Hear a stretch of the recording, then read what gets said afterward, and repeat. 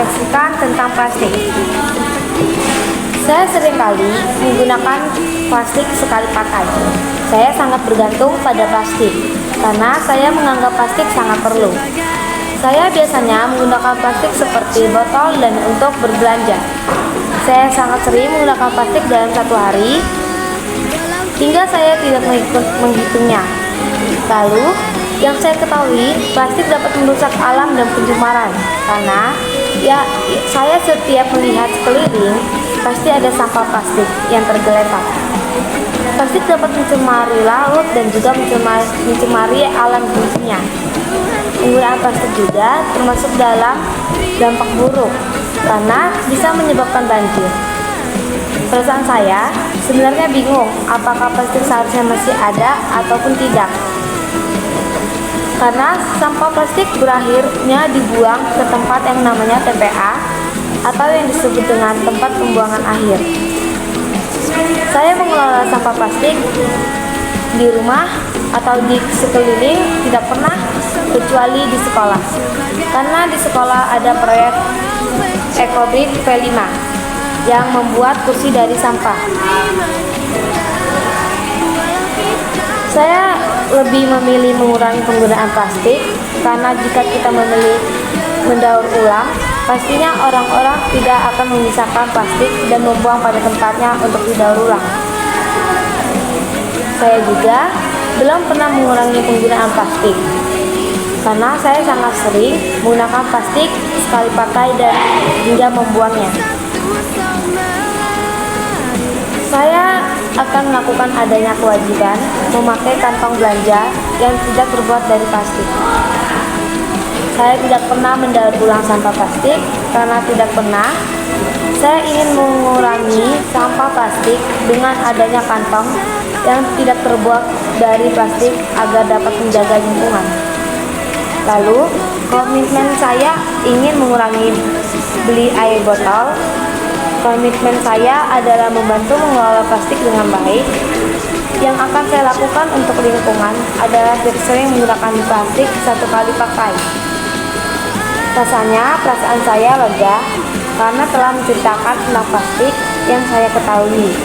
Dan saya merasa tidak bertanggung jawab atas lingkunganku karena saya sering sekali menemukan sampah tetapi saya menghiraukannya. Lalu berikut saya ada beberapa dokumentasi menggunakan plastik menjadi sebuah ecobrick dalam kegiatan sekolah.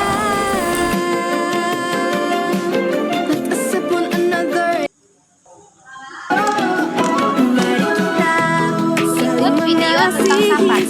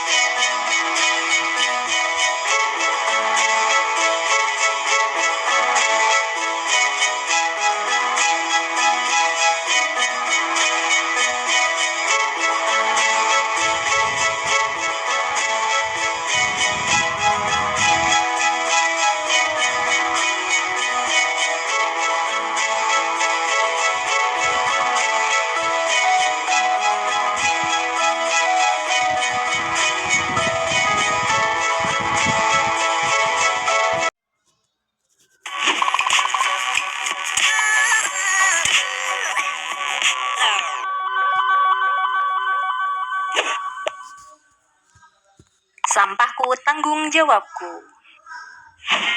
Dari mana asalnya sampah? Sampah berasal dari kegiatan sehari-hari seperti makan, mandi, belajar, bekerja, dan lain-lain.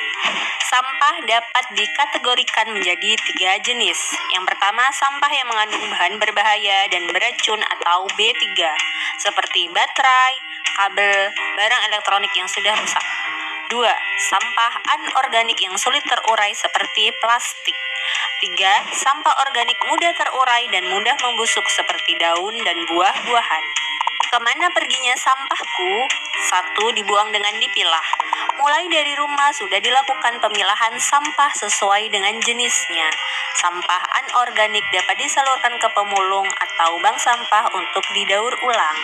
Sampah organik dapat diolah menjadi kompos di rumah. Sampah yang mengandung bahan B3 dapat disalurkan ke Dinas Lingkungan Hidup. 2. Dibuang tanpa dipilah. Di rumah tidak dilakukan pemilahan sampah.